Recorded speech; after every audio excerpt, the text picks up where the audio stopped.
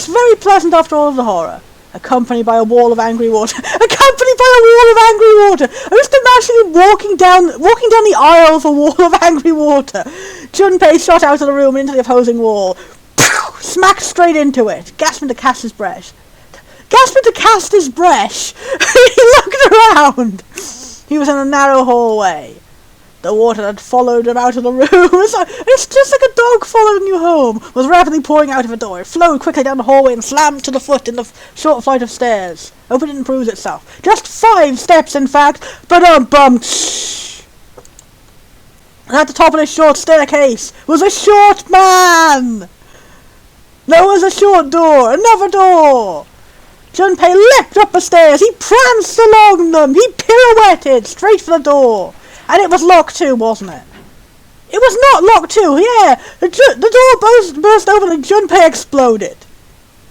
Only to freeze! Whatever possible response could there have been? What the hell? Is it a dead body?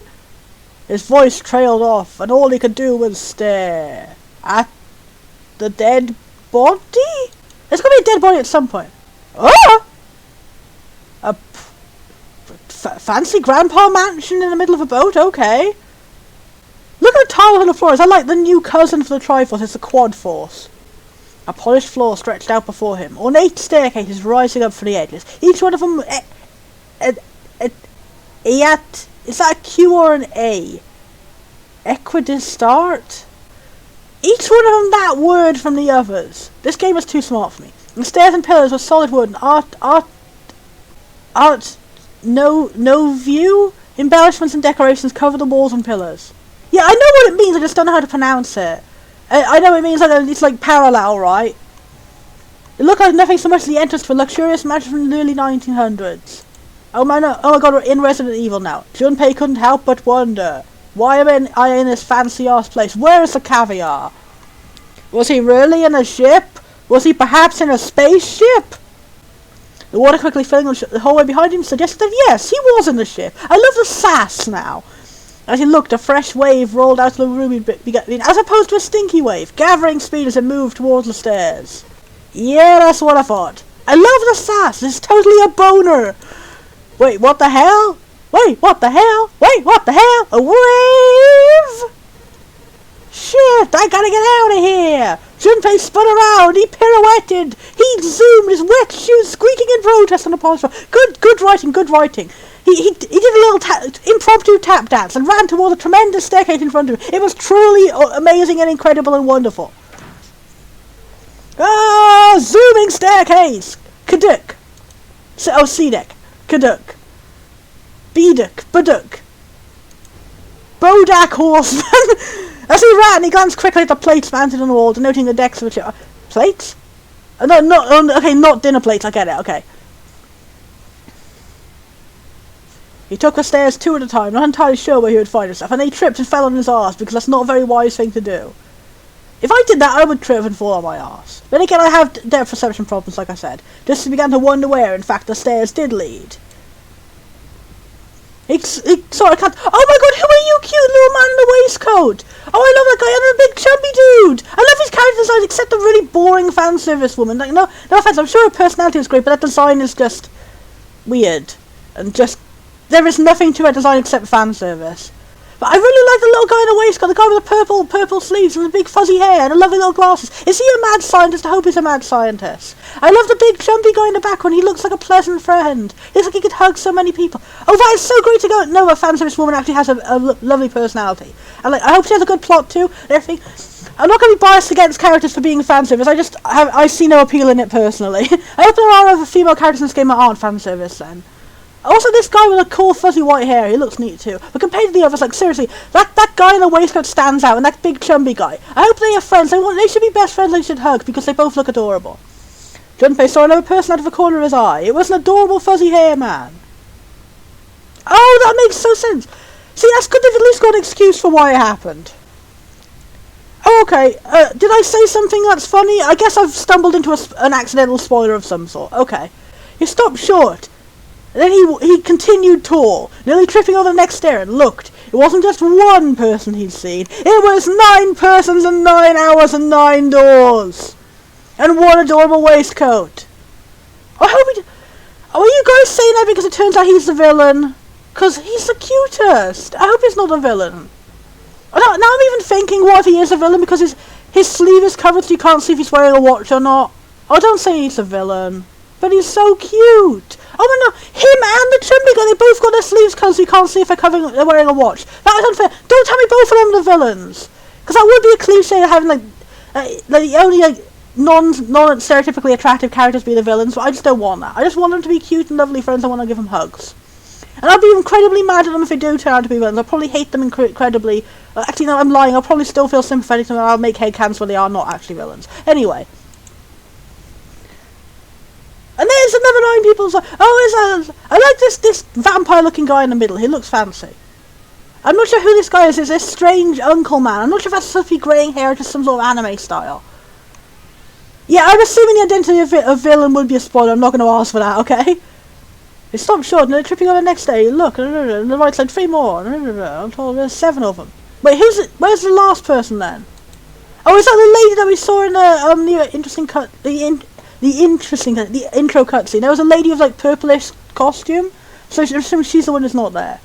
Looks as though they're way down the stairs. That guy looks fancy, so maybe he's the one the mansion belongs to. Okay, so yeah, it is greying hair. He counts as like a demi-grandpa. He is in the process of evolving into a grandpa. I hope he's a nice guy too. I hope that all the characters I like don't turn out to be all the villains, because that would really suck. They stopped short when they saw Junpei, their eyes wide, except that guy. It'd be interesting if we did actually have a representation of a blind character. He'd done the same, of course, and now they stood there staring at each other.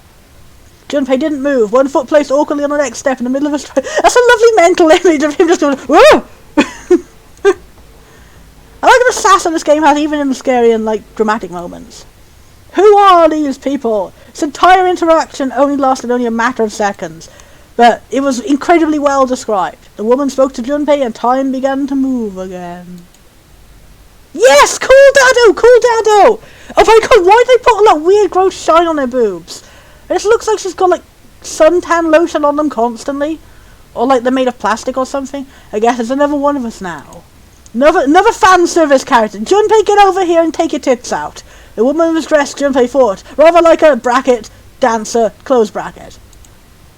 Her clothes covered very little and a prodigious jewelry a little more. Oh, the animated bloody boob bands don't. But on the other hand, I'm really glad they have well-animated sprites, but just don't waste it on silly things like that, okay? I feel sorry for this poor lady already. Hey you, come on, hurry! With no further ceremony, only a light church service, she ran straight past Junpei and straight into the wall, towards the doors behind him. The sudden proximity of a woman with such striking at his left shoulder... game, seriously, no. Can we just not? But the others wasted no time and quickly followed. Good, everybody else is not buying into this nonsense. The first to pass Junpei was a young man with silver hair, bracket underscore bracket. He looks so cute. See, I would want him to be the love interest. He looks like he matches Junpei. He threw a quick glance in Junpei's direction as he ran, muttering, "Humph, one of us, huh? Silverman, Silverman. Silver the Hedgehog and Jinka. Oh my god, I love this guy. I love the cool way they've done his greying hair. It looks really rad. It looks honestly like some sort of like future Wolverine. Following him was an older man, his face calm and without fear, but full of love and cuddles and dado. Oh, okay, that's good. So I'm assuming this game isn't actually going to give you a gay love interest, because barely any games seem to in this era of time. Which is funny, because there were like quite a few GBA games which had gay love interest in them compared to the DS, actually. It's strange how these things work out. Soft wrinkles sprouted from his eyes like wonderful flowers. This game knows me and my obsession with adorable old men and just wanting them to hug me and adopt me. And he came close enough as he passed through Junpei to see wisps of grey in his hair. His composure and shock of hair struck Junpei as rather that of an elderly lion. Oh, he's so cute. I love him. He's lovely. I want to stand here and stare at this adorable character design for a while. I hope he doesn't be the first person to die or something. Lion Man. Oh, that's good how all of their text boxes are just Junpei's nickname for him. Going up won't do you any good. There are 2 doors, but neither of them will open. Oh, she's cute. She's got big fluffos. And let's speak of a girl with pink hair and a high voice. Come on, that's a good animation for the pointing. This is like Phoenix Wright levels of good animation. What's that thing on her face? Like that can't be like spots, right? There's some sort of like bedazzled tattoo. Come on, aren't you coming? You gotta hurry. Awesome! So it's like it's basically a ship of two adorable dorks, and I am so excited to see that now. Is this girl the love interest? Because she looks like a character who would be like stereotyped as adorable. Oh, is it Freckles? I just find how they were drawn so big in the sprite. I thought they must be like a tattoo or something. That's cute to have freckles. Maybe it is going to be a plot point. Maybe it is going to be part of this guy's actually blind. Because that would be really good to have. Oh, that's good. She is a literal child. That's good because I always get so creeped out by how usually the character who looks super young is a love interest. And it's like, oh, I'm actually 18 or whatever. Like, this is how you would expect a teenage girl to be drawn in anime, not a child. So I'm glad she is an actual child because she looks like a bloody child, obviously. His features were graceful, almost serene. He looks very pretty and I like him too. He was dressed rather elegantly for someone his age. Something about his posture seemed very refined, and Junpei couldn't help feeling he was noble and dignified somehow. He just wanted to give him a big old hug. I want to give him a big old hug. He'd certainly never seen him, but this man seemed like what Junpei had always imagined a prince would be like. Ah. As Nine said, Princey! Yay! All the cards are in hand. What all the cards? They wondered. It's a metaphor, Junpei. That's such a bloody relief to know it. Okay, she is... I was going to say it's a bloody relief to know she's not, but she is that stereotype of a character who is 18 but looks like a goddamn child. Why does anime do this? Why does anime keep doing this? Also, there are people in real life who look younger than they are, but it is a bit of a coincidence how, like, in anime it's always characters looking always younger than they really are, and always only with women characters, and always only with women characters supposed to be stereotypically, like, attractive and stuff. It's meh. Anyway, Junpei opened his mouth to ask what the other man had meant, but the girl with pink hair rushed behind him and they were gone. Cuties! Cuties, lovely sprites, cutie friends! These are my two best friends! I'd hope they're not baddies! Yeah, but like, if she's 18, isn't Junpei 18? Because he looks like that. I wouldn't say he looked like an adult. I'd say he looks pretty youthful. So is he someone who looks younger than he is too? He turned just in time to see two more people running towards him. The two best and the most adorable characters. I love cuddly, chumby, big hugs, man. I love him, he's got such lovely, pretty lips. And I love his little hat with a little symbol on it. And his dungarees are the cutest thing ever. And it looks like he's one of those people who are like super buff for hugging. Junpei's in his 20s. Holy shit, he does not look like it. He looked like a bloody teenager, he did. I would have said that he looked like he was 16 and she looked like she was 13, but that's how it is in anime, you can never judge their ages. Also, this little guy in a little waistcoat, I like his outfit, I love his big fluffy hair, he looks like a mad scientist. I like mad scientists, as anyone who has talked to me even 5 seconds would know. But yeah, I am noticing that both of these guys have their wrists covered, so you can't tell if they're also wearing a watch, so one of them might be the mastermind. I hope it's not both of them in the mastermind, because that would be bad to lose both my favourite characters instantly. I cannot decide which one I would rather want to be the mastermind. I want both of them to be safe and good and happy because they are so cute. One of them had hair like a bird's nest and looked as though a stiff breeze might topple him. Yeah, that's why he's so adorable and why I love him. I want to protect all mad scientists. The other was a veritable mountain of a man. The scrawny one said nothing and scuttled past Junpei as though he were running from something. Hiccups. Hiccups, sorry. He was running from my hiccups. Hey, what the hell are you standing there for? Didn't you hear him? The doors on A deck are no good. We gotta check the doors on B deck. Got it? Oh, that's so good! I'm glad the big guy gets some good plotness. Because seriously, that's so annoying how you usually would expect a character like this to be like totally sidelined by the plot or like be a villain or be the first victim or something. I'm glad he gets a good plot line.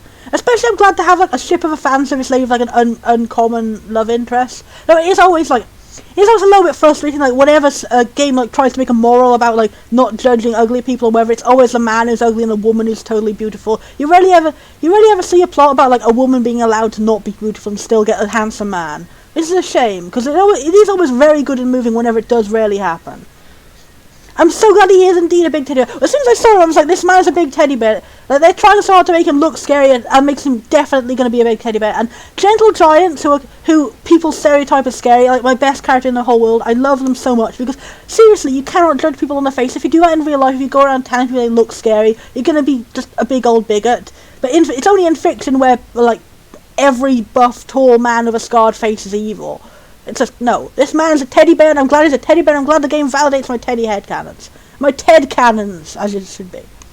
Now go! Before I had a chance to respond, the man laid a massive hand on Junpei's shoulder and gave him a big old cuddly snuggly hug.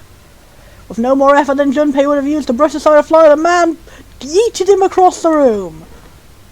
Whoa! Thrown off balance by the man and recent events, it took Junpei a few steps to get his bearings. He finally regained his marbles and looked up at what the other 7 had been running towards.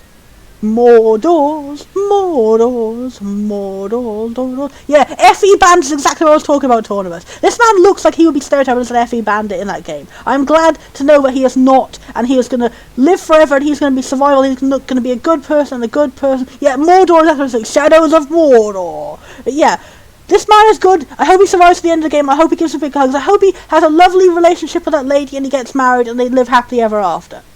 There were 2 pairs of large iron doors set into the wall in front of him. They looked quite sturdy, and each had hands jutting from under them. I'm mumbling over my words because I'm trying to read the chat and also play at the same time. Written across the surface of each door and a perimeter number. 4 door. 5 door. They're the same, except the fact they're different numbers. The guy Junpei decided to call Silver. Junpei just decides to call people all of these. I mean, it's actually quite funny. Just the whole game just keep him with the nicknames he gives them, and he never finds out their real names. So that'd be hilarious, actually. The room I woke in had a number of doors just like that. Yeah. Oh, I love you, Lion Man. What's that song, Sleep Little Lion Man? But he's like Sleep Big Lion Man. Big Huggy Man. Him and the younger Hug Man should have a big hug. And they should combine their powers to hug everyone else and make them all good again. And whoever is the bad guy gets hugged by their combined force, and he can no longer become evil anymore, and everyone is saved by that. But a combined power of Chumbymans. You too, With an arched eyebrow, the lion looked over at Silver. My cell was a shame. My shell was a shame. A number upon the door. I opened it, ran down the hallway outside, and found myself in this rather grand room. Full of stairs, as I suspect, did the rest of you. Fancy mans. It was as though the floodgate had been opened, and then the water came in and destroyed them all. Me too, me too, me too, me too, me too, yeah, door with a number on it, ooh. It soon became clear that each one of them had woken in a room with a door and a door in a room. They all end up in the same room, almost as though they've been guided there by fate, or the fact that there is literally no other option because they just all walked out of doors, and there are no other doors to go into. Yes, we all saw the same thing. That's not important. Need to hurry. You think I don't know that, lady? Before Dancer had time to finish, Silver was already running.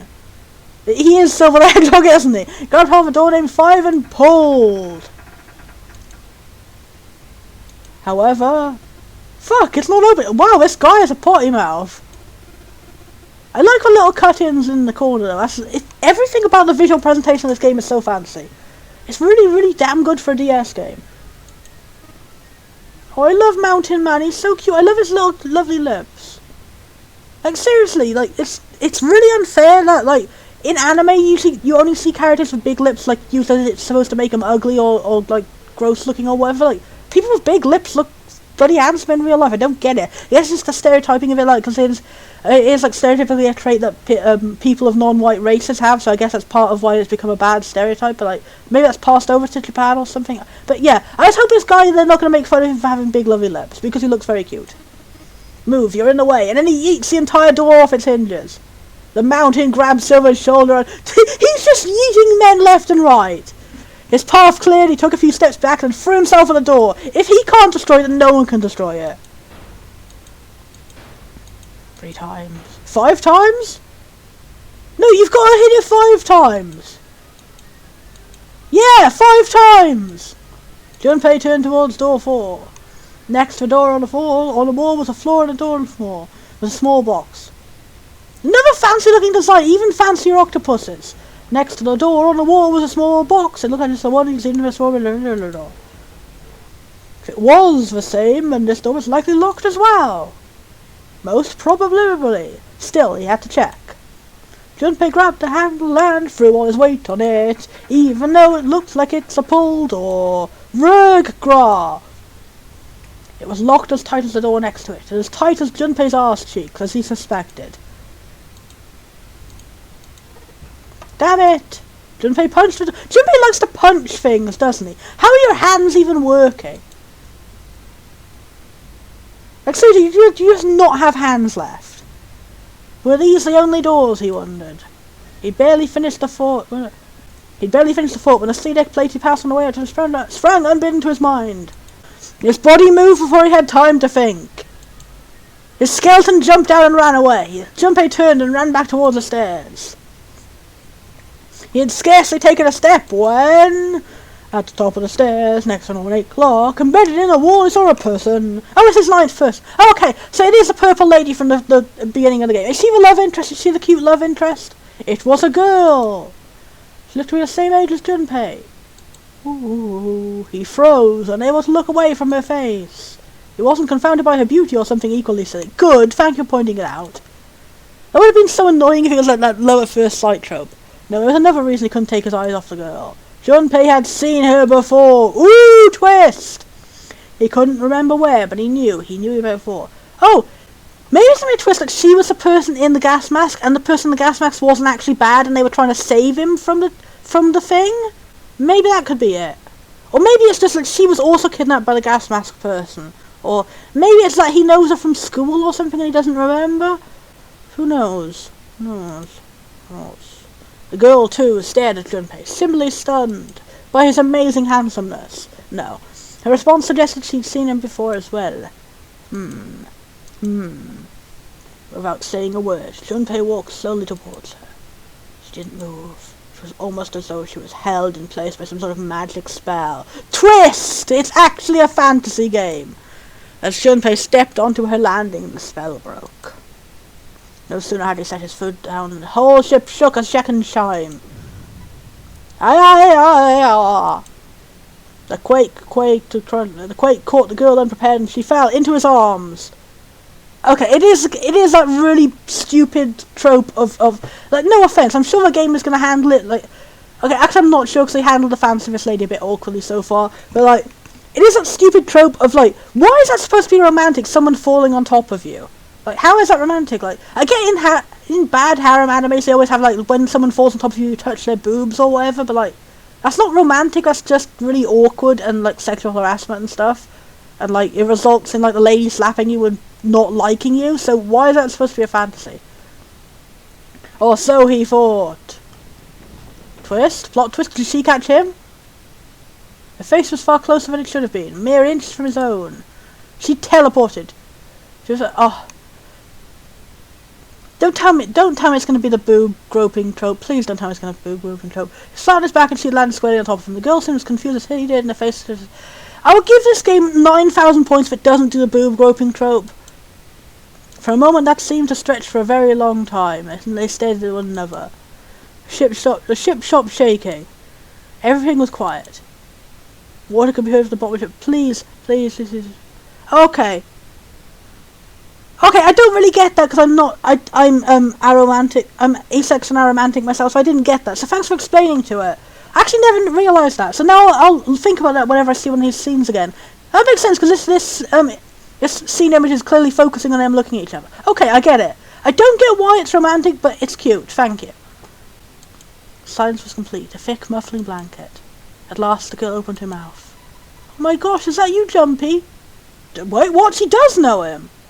Jumpy? Jumpy? The words echoed through Junpei's head, and suddenly his memory returned. Akane? Oh, she's a lost childhood friend! Oh, no problem, Tornibus. Okay, at least that's promotional material. I don't have to look at that then. Why hadn't he realised it before? The girl was Akane is it Akane or Akane? Tell me if I'm mispronouncing anything, guys. Thank you. Also, I'm glad to have someone who can relate to having difficulties understanding romance and all that. I was like, I know there are a lot of asexual people who like have no problem understanding Akane. Okay, there's a lot of asexual people who have no problem understanding romance even if they can't experience it. For me, I have a bit of trouble sometimes. I've generally picked up like from tropes in anime and romance and stuff what is supposed to be romantic, but I somehow I've never picked up. So, okay, Akane or Akane? Yeah, typing it out doesn't help because typing it like Akane. Akane? Oh, okay. Akane is 1, Akane is 2. Give me a 1 or a 2, guys. Is Akane correct? Is Akane correct? Is Akane correct? Is Akane correct? Is Akane correct? Is Akane correct? Is Akane correct? Is Akane correct? But yeah, sorry, as I was saying, sometimes I miss out on romance tropes that aren't, like, obvious to someone who doesn't experience it. Like, obviously, in this situation, it's like, you just look at someone and you know the romance feelings from, like, looking at them. Like, obviously, to someone who doesn't know how to feel the romance feelings, like, it's not a logical conclusion. Like, I mean, it's a logical conclusion that, like, hugging and kissing are romantic, because, like, obviously there's still a positive experience for someone who isn't romantic and like that, and then you can understand from, like, seeing it in fiction and stuff. But, like, I never conned on it. People just looking at each other's eyes is supposed to be romantic. Now I know that I'm going to be looking out for that in everywhere and trying to pick up on it. So thank you for teaching me a good thing today. Okay. This girl was Akane Kurashiki. She and Junpei had been friends in childhood. They'd gone to elementary school together for 6 years. Classic trope of lost childhood friend. I really wish I could reunite with some of my lost childhood friends now, but I also feel really worried because, like, they'd hate me from how much I've changed. But what was she doing on the ship? I like it. It's like, I wouldn't even say it's like a glow up or a glow down her age. She looked really cute in a kid form, she looks really cute in this form. She has lovely fashion sense. Her soft eyes are only inches away from his own, and then they popped out of their sockets and kissed his eyes. He could feel the warmth of her eyes lapping at his eyes. Feelings he'd thought long forgotten began to worm their way out of his guts like infinite intestinal tapeworms. He could feel his face heating up like a radiator, and then it obliterated him with his Cyclops eyes. At that moment, they smooched. A speaker crackled to life, and a cold, eerie voice filled the room. An absolute cock blocker. This villain has been established as bad instantly. Welcome aboard. I welcome you all from the bottom of my heart to this, my vessel. With the voice's invasion, the spell was broken again, and all hints of burgeoning romance instantly forgotten. Thank you! This game has such a good sass to it. They hurriedly untangled themselves from one another and struggled to their feet. The 7 companions had heard the voice as well, and many of their faces had gone pale. Some of them had gone green, some of them had gone yellow, they'd gone every colour of the rainbow. They looked around frantically, desperate to locate the source of the voice. It was coming from inside Junpei's arse. At last they found it. A speaker set in the ceiling. A lovely little fancy old gramophone. Okay, I'm assuming that this is the person in the gas mask, right? So, like, I should be going for a voice that's raspy but cold. I'm not really sure how to describe a voice that's raspy but cold. I am Zero, the captain of this ship. I am also the person who invited you here. The voice was harsh. Okay, I don't know how to do a machine voice, so I'm just going to go for a raspy voice for now, okay? I'm not very good at mimicking, like, voicey changing effects. But Junpei recognized it. How could he have forgotten it? It was the gas mask personing thing! Hey asshole, what the hell is this? Come on out! I want to get a good look at you. My fist wants to see your face. What do you mean to do to us? I mean to have you participate in a game. I think I'm gonna go for that voice for Zero person. Some of you, I know, are familiar with this game. The nonnery game. It is a game where you'll put your... You just have to keep repeating it, man. Nonnery game? What the hell's that? The voice continued, implacable. The rules of a nonnery game can be found upon your persons. Your 9 persons, 9 doors, 9 thingies. Okay, there's a big thing happening soon. Okay, tell me when the big thing happens. I probably will notice because it will be very big.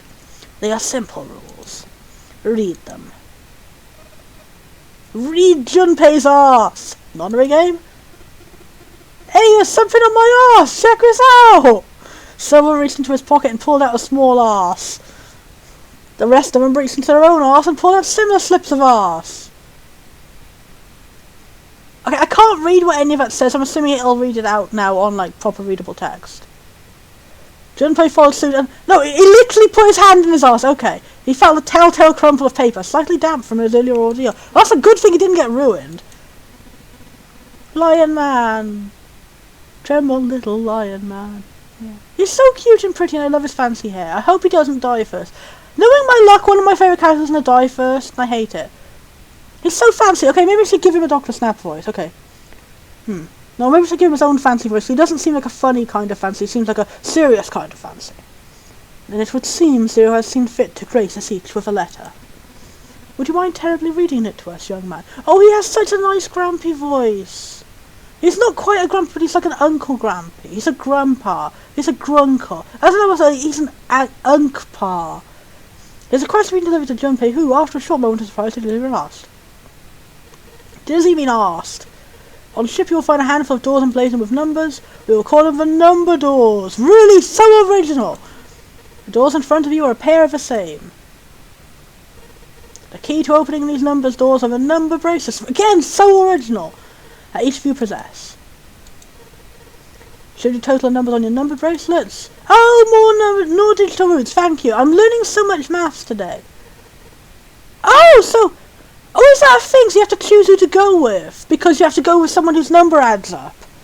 That'd be a good idea. So, the ending's chosen by like who you make friendships with and stuff. Because I want to choose whatever ending lets all the cute people survive. Only those who have opened the door they pass through. There are, however, limits. Only 3 to 5 people. Yeah, because otherwise you can all just go through like the first one, right? Okay. All those who enter must leave, and all those who enter must contribute. Okay. Equality and friendship rules. Okay. Bracelet, Junpei figured, had to mean the bulky thing on his wrist. Oh yay! So it is choosing friendships. I want to choose the cuddly pen. I want to choose the cuddly pens. Even if they turn out to be evil, I want to choose them anyway because they're so cuddly. I would forgive them all their crimes. They could literally kill me and I'd say thank you. As long as they were giving me a hug at the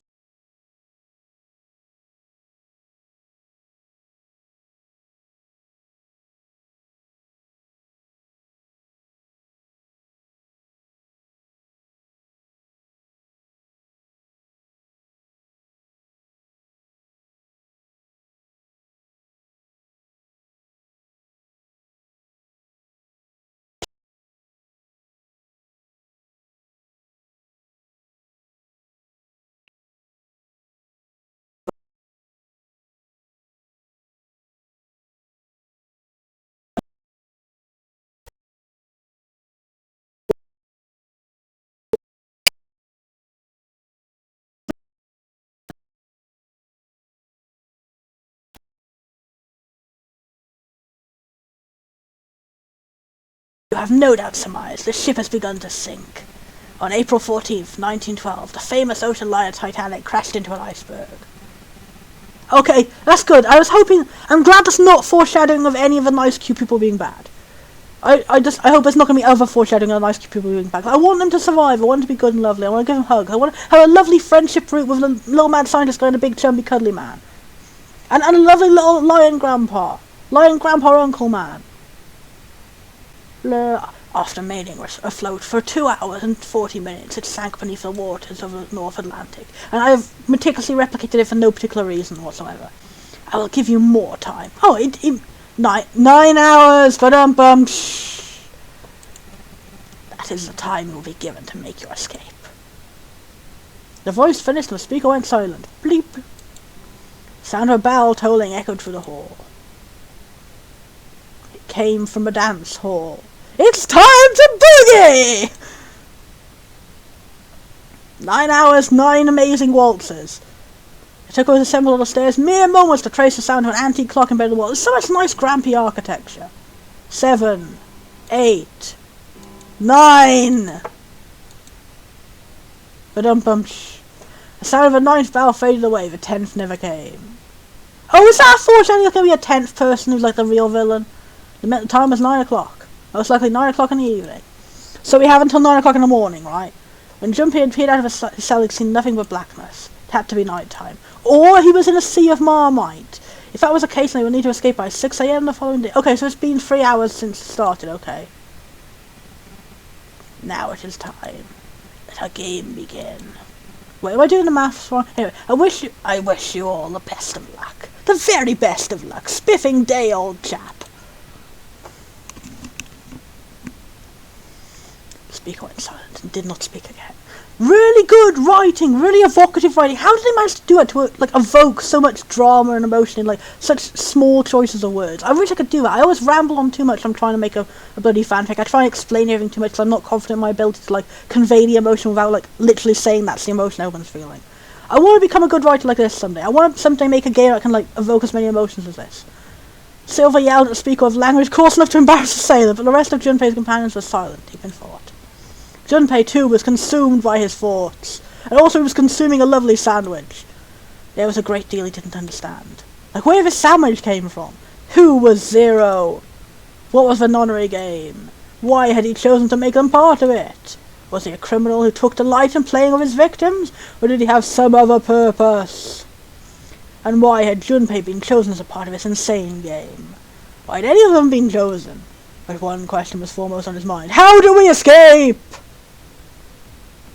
Akane. No. Akane, right? No, Akane. Akane. They hadn't seen one another since elementary school. It can't be a pure coincidence. It can't be a coincidence that both of them came here and they already knew each other. There's got to be some sort of something hidden in like their past where some event happened or something. Why had she appeared now? Coincidence? No, that seemed impossible. Exactly. Junpei is speaking my words. Had to be a reason. Didn't know what it might be, but there had to be a reason. Very well. No. Very well. The lion's voice seemed oddly loud in the silence. Standing around here won't do us any good now, children. Best we get moving, don't you think? Get moving? Are you planning to open the numbered doors? Hey, wait! Don't tell me you're actually going to do what this Zero says. No, that's not what I mean. I love his little animations. The lion shook his head and his mane flailed around majestically. L'Oreal, because he's worth it. I'm saying, let's find another way.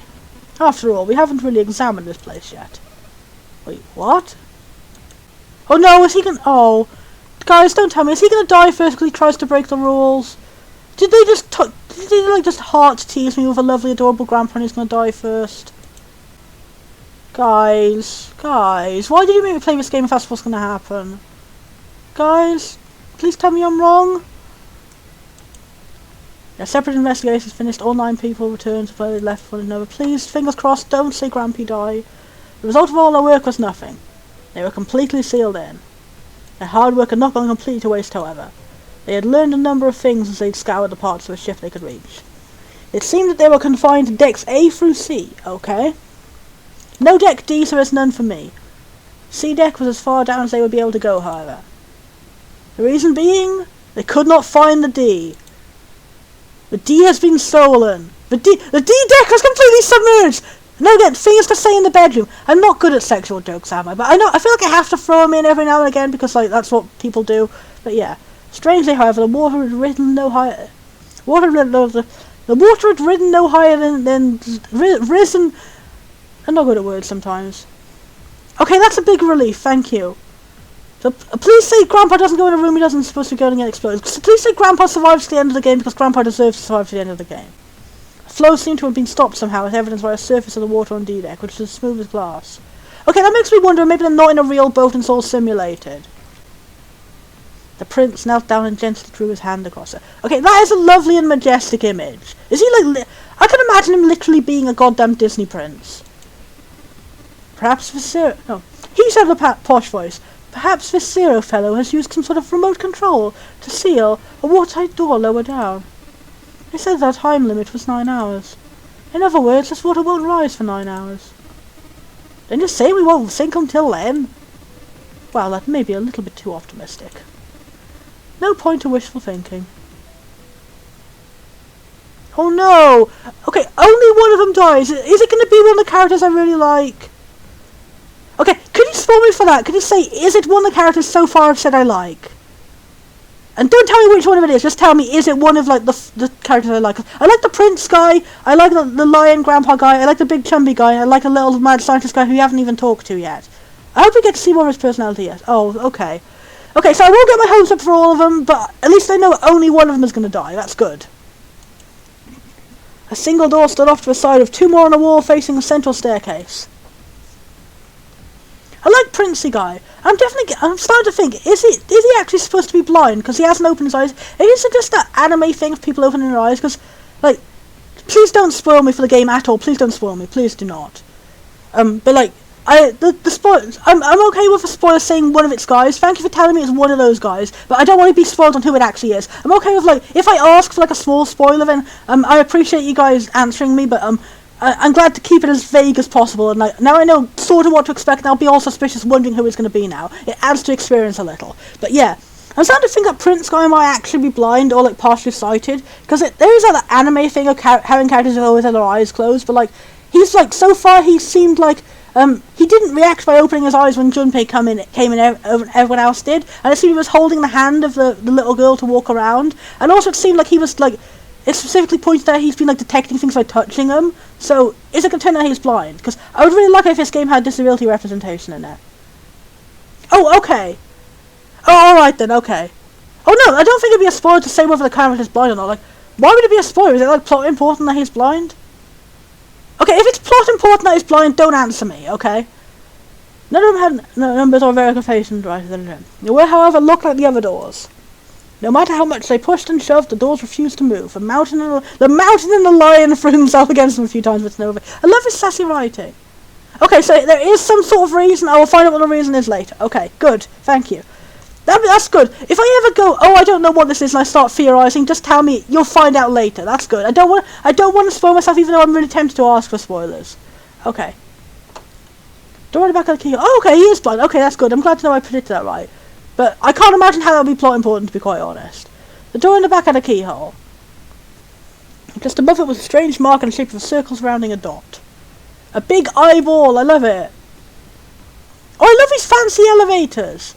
There are 2 other doors and clear. There are elevators in up elevators. I tried pushing the button, but no elevator is elevating. I'm scratching my ear. I'm very sorry for this. Probably the microphone sounded weird. I was scratching my ear. Okay.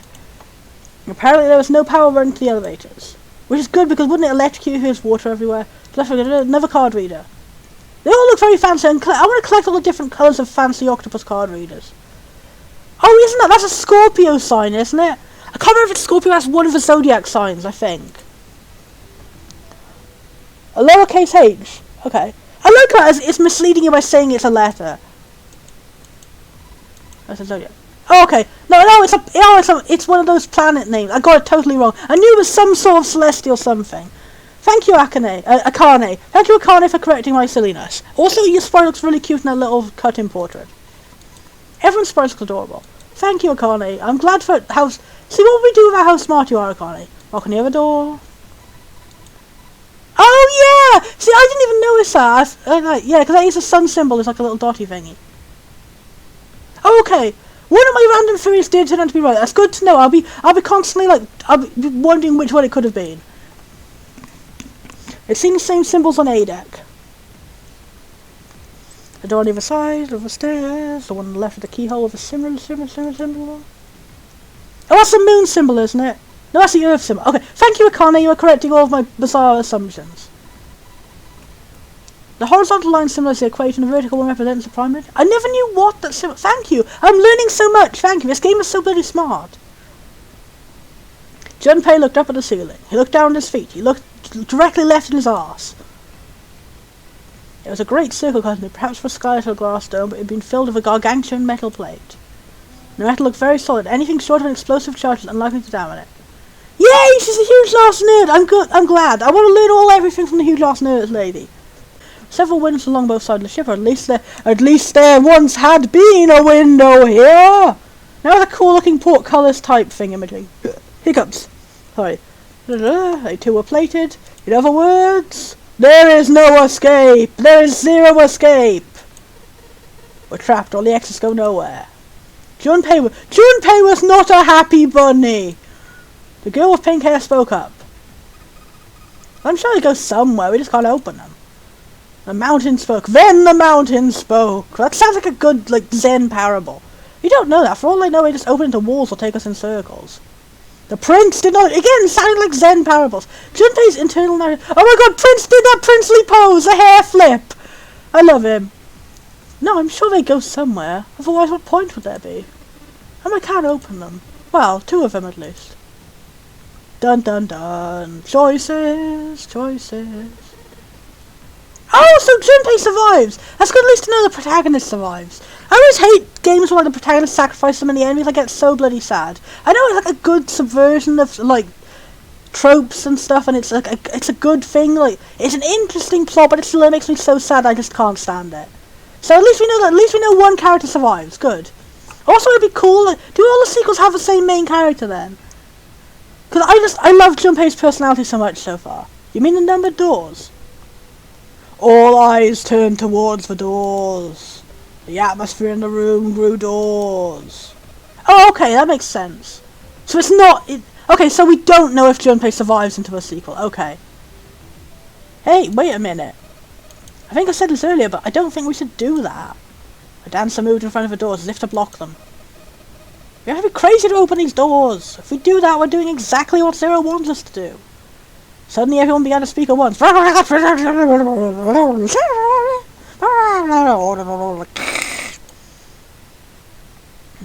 agree. I don't agree. I agree twice. I agreed 7 times. I disagree to all of your disagreements.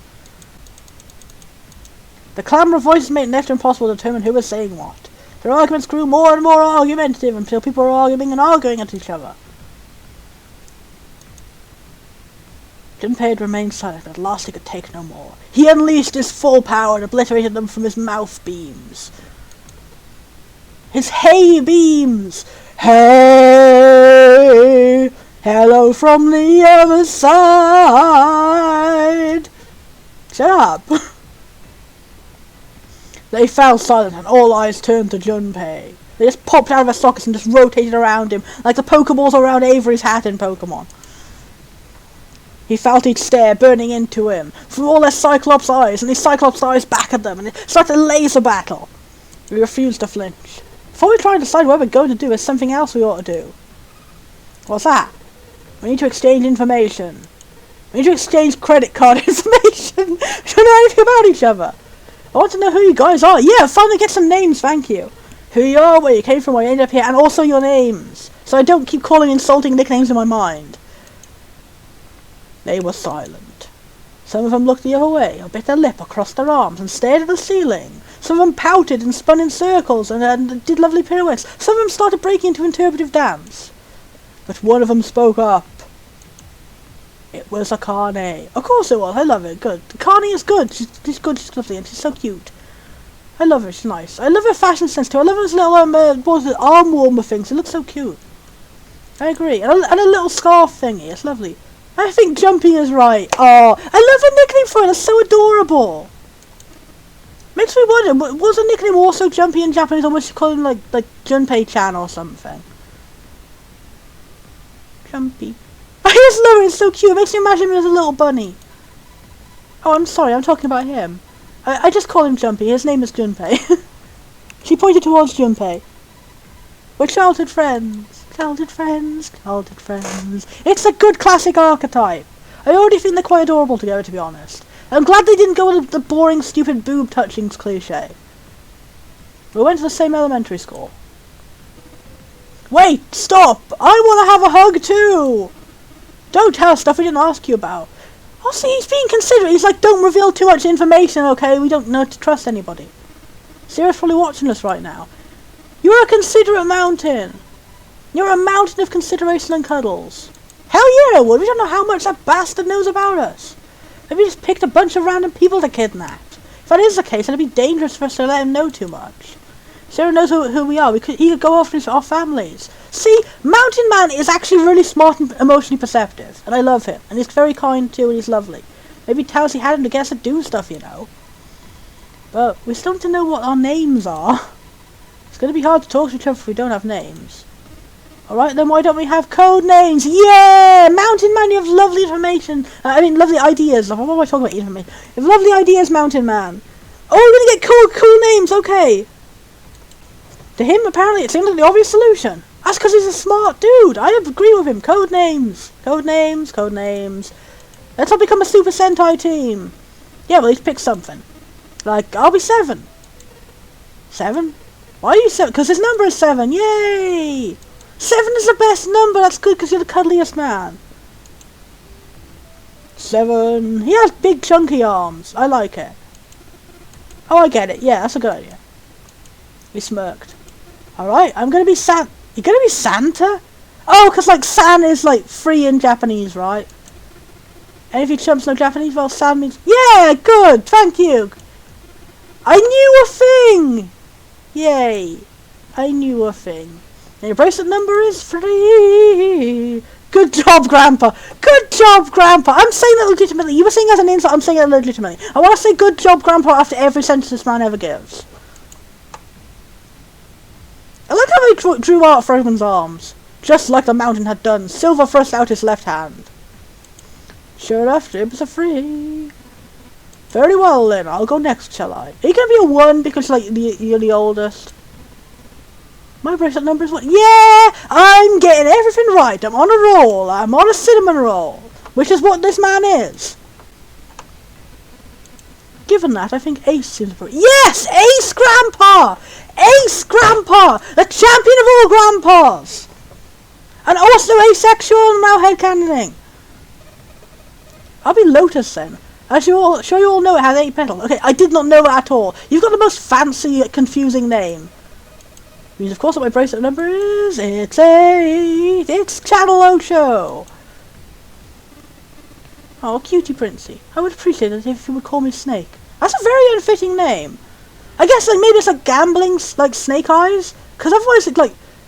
All the stereotypes of snakes are like shifty and stuff, but he seems like he's a very nice and polite man. Maybe that's his thing. He's gonna be like, I actually really appreciate snakes. I don't believe the stereotypes about snakes, because it is. Snakes are a very nice animal. They are not inherently evil. My bracelet number is 2. Since Ace has chosen cards, I choose dice. Yeah, Snake Eyes, clearly. Which is particularly relevant given that I am blind. Called it. Thank you. Yay, disability representation. I hope it's handled well in this game, but I'm sure it will be. He kept his eyes closed in the entire ordeal, which suggested something strange, but to hear it said so casually. I'm glad they revealed it, Kazed. I don't like how, like disabilities only ever tend to be used like a plot device or something. It's like, it doesn't tend... in real life, there is no excuse for why people are disabled. Like it's always like, in plot, it's like someone's only ever disabled when it's like some sort of plot point where like someone has to be blind to be some sort of something happening in the plot, but like, people just are blind. It's just a thing that happens. So I'm glad to have it just casual, and it's not going to be like one of those things like the whole game is like super contrived, so you never find out about it until the very end. It was something of a surprise. Everyone seemed a little nervous at the prince. Why? No one seemed to know what to write. Why? I'm disabled! Everyone was really nervous. What? There was one person, however, who didn't seem to be surprised in the least. The girl with pink hair. Oh, is she his sister or something? Or like his friend? I want to be Clover. Oh, so she's 5. You know, like no 4. I'm a dumbass. 4. Like a 4-leaf clover. Good luck, right? I can almost board she held out her left hand. Here's a 4. Here's a 4. Here's a 4. Here's a 4. They come around to Jumpy. He held out his bracelet. It's a 5. Alright, my number's 5, so my code name is gonna be... Why haven't we already know your name is Junpei? Oh, but let him have a code name too. Let him be part of the fun. We all know your name already. You Junpei. Oh. Let him be part of the fun. It's a very tough day for everyone. Let him have a little bit of enjoyment. I stepped forward nervously. You should all call me by my name too.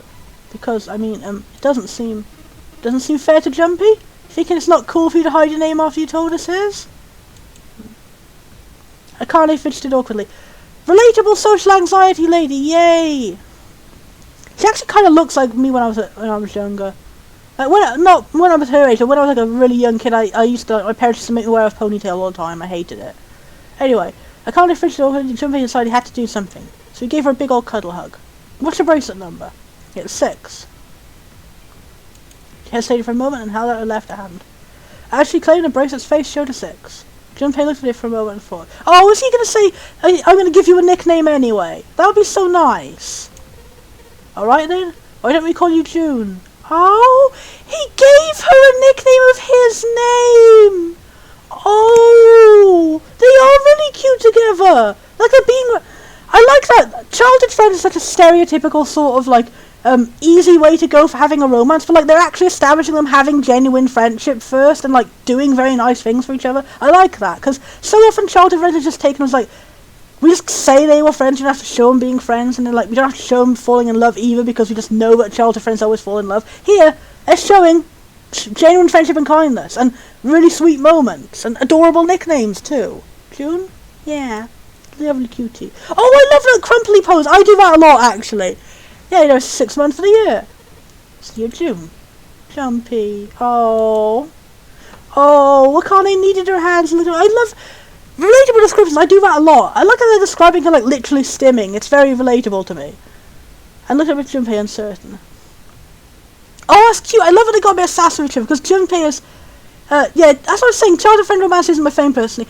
I agree with that too. It's not. I'm not particularly biased towards it. I'm always saying it like it's usually used as a romance trope. I'm not saying that I personally like it a lot or anything, but like I think this is actually really well pulled off so far, at least compared to like the standards that they usually always. It usually uses a shortcut for like lazy romance because like everyone just understands they love each other because they were friends before and stuff. He smiled back at her reassuringly. Oh, you good with that? She thought about it for a few more minutes and seemed to come to a decision and gave Junpei a small nod. Oh. Oh, also I'm glad because Junpei has been sassy so far, so I'm glad that she gets to be sassy too. And then suddenly Junpei ran over quickly in his head. Wait, no, we didn't name Mad Scientist Man! We didn't name Mad Scientist. Oh, guys, does that mean Mad Scientist Man is going to be the villain, or the guy who dies first or something? Grandpa was Ace! Princey was Snake! Santa was Santa! I wouldn't have said he looked like a Santa, honestly. 4 was Clover! Big poofy hair Lady Clover. It was like a missed opportunity to not give her like 4 ponytails. 5 was Junpei. He should have a nickname too. What should the nickname be for Junpei? I'm not very good at name puns, actually. Well, actually 5 isn't... funny thing, 5 is Pimp in Welsh. I'm not going to call him Pimp because that's very unfitting. June. Oh, cuddles. 7. 7 so cuddly too. 8 was Lotus. That meant that 8 of them very basic number. Oh, is that gonna be? Are they actually gonna do a thing where like he doesn't really have a bracelet or something? There's still one person that. Oh, I got an idea of a double twist. What if he doesn't reveal his bracelet because his number is 0, but he's not 0? He was like given that as a red herring or something, and then like he's like an innocent guy who gets like framed for being 0, and that's it. That would be a really good twist. But he's so cute, I don't want him to die first or be a bad guy. He hadn't said anything since I met him on the stairs, and he didn't look like the sort of person who was inclined to conversation. Don't hurt him, he's cute.